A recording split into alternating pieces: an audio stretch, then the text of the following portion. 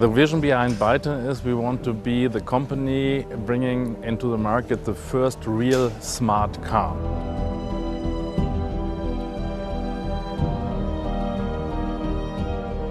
What we want to do is try to merge your life outside of the car with your experience in the car.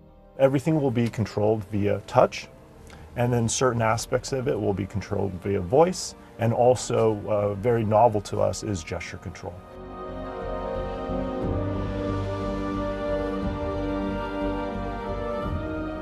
The key is about customization. When you are in drive mode, we will actually disable certain features. You won't be able to get into watch videos, for instance. What we want to try to build is a platform where, when there is autonomous driving, all occupants in the car, including the driver, have the ability to interact.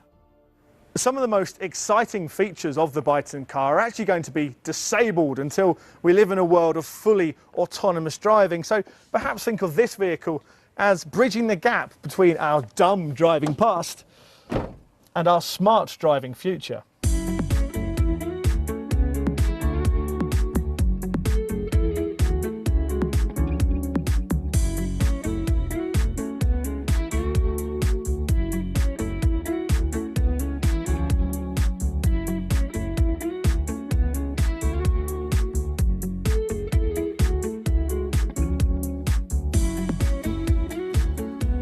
We have to come together and share this infrastructure across the companies, because this is not a differentiating factor. This is something which makes the whole industry successful.